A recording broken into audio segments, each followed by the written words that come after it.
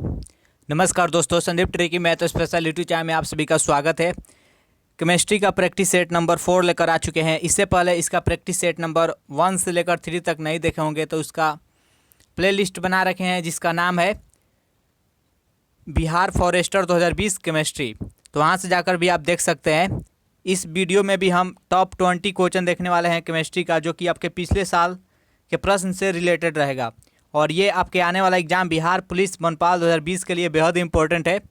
तो इस वीडियो को बिना स्किप किए हुए अंत तक देखिएगा और अंत में आप बताइएगा कमेंट करके आप 20 प्रश्नों में से कितने का अपने मन से सही जवाब दे पाए।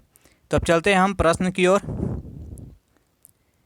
इस वीडियो में हम 61 से लेकर 80 तक का प्रश्न देखने वाले हैं। तो देखिए 61 नंबर प्रश्न है कि ताम्र एवं टीन के मिश्र धातु को क्या कहते हैं। ऑप्शन नंबर ए है पीतल, बी है ड्यूरालुमिन, सी है कांसा और डी है सोल्डर। तो इसका जो राइट आंसर है ऑप्शन नंबर सी है कांसा। ताम्र और टीन के मिश्र धातु को हम कांसा बोलते हैं। अगला प्रश्न देखते हैं।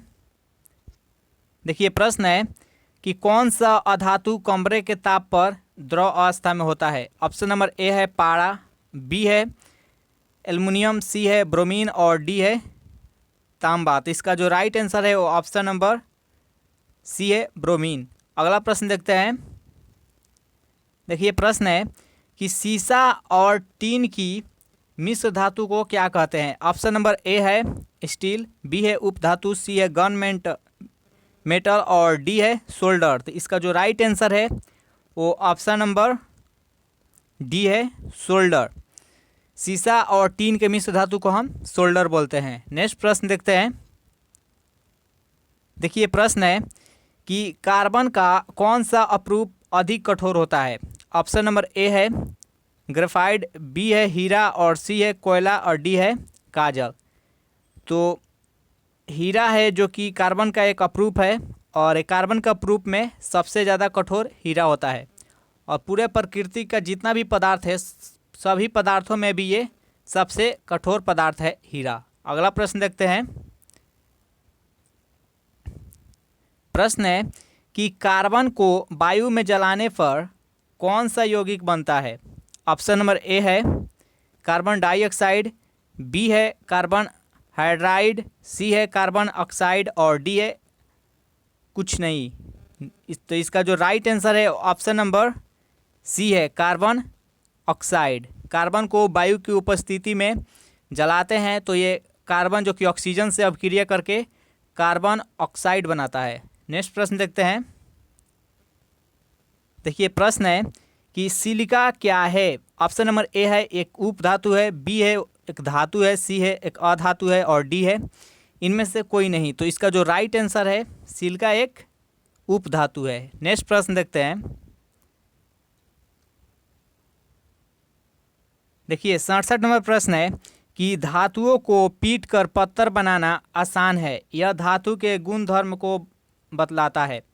जब धातु को हम पीट कर और उसको पत्थर के रूप में कन्वर्ट करते हैं तो ये क्या कहलाता है। ऑप्शन नंबर ए है कठोरता, बी है आघात वर्धनीयता, सी है चालकता और डी है सक्रियता। तो धातु को जब पीट कर पत्थर बनाते हैं तो इसको हम आघात वर्धनीयता बोलते हैं। अगला प्रश्न देखते हैं।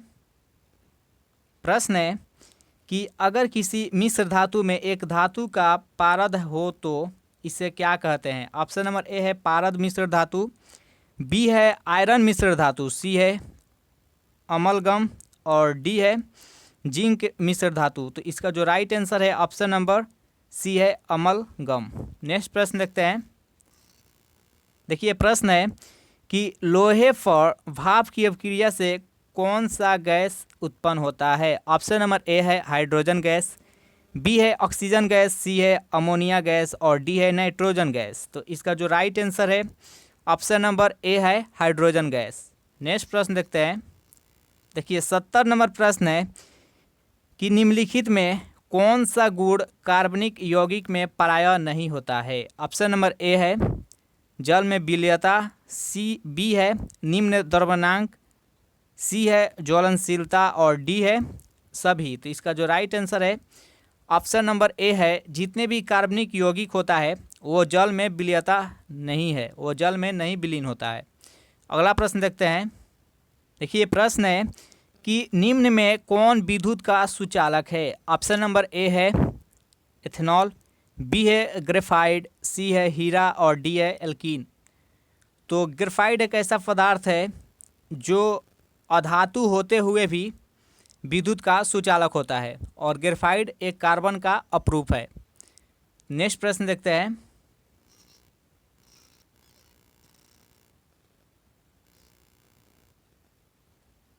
देखिए प्रश्न है कि निम्नलिखित में कौन कार्बन के अपरूप है। ऑप्शन नंबर ए है हीरा, बी है फ्लोरीन, सी है ग्रेफाइट और डी है सभी। तो हीरा, फ्लोरीन और ग्रेफाइट तीनों का तीनों कार्बन का अपरूप है, तो इसका राइट आंसर है ये सभी। नेक्स्ट प्रश्न देखते हैं।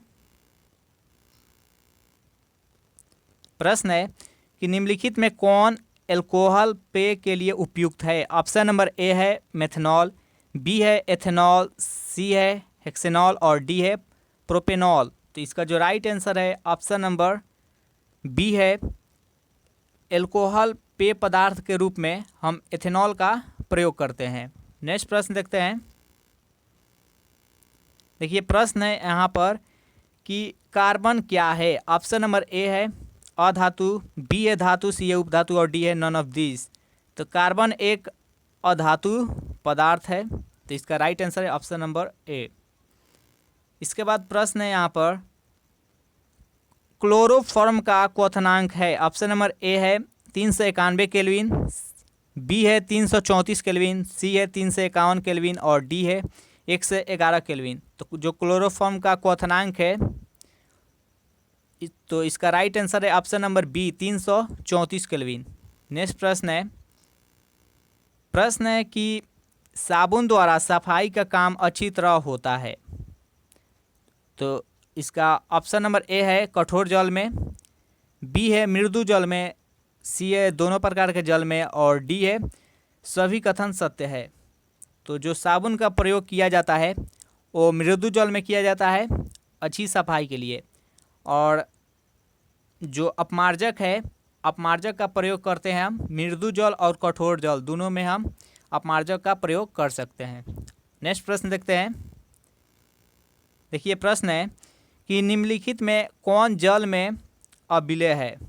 ऑप्शन नंबर ए है एथाइन, बी है ग्लूकोज, सी है एथेनोइक अम्ल और डी है अन्य। तो इसका जो राइट आंसर है ऑप्शन नंबर ए है एथाइन। नेक्स्ट प्रश्न है यहाँ पर कि हीरा और ग्रेफाइट कार्बन में क्या है। ऑप्शन नंबर ए है अपरूप, बी है समस्थानिक, सी है बहुलक और डी है समावयवी। तो इसका जो राइट आंसर है ऑप्शन नंबर ए है हीरा और ग्रेफाइट दोनों का दोनों कार्बन का एक अपरूप है। नेक्स्ट प्रश्न है यहाँ पर कि उस हाइड्रोकार्बन का नाम बताइए जिससे एथेनॉल बना है। ऑप्शन नंबर ए है मीथेन, बी है ब्यूटेन, सी है इथेन और डी है बेंजीन। तो इसका जो राइट आंसर है ऑप्शन नंबर सी है, इथेन से ही एथेनॉल बना हुआ है।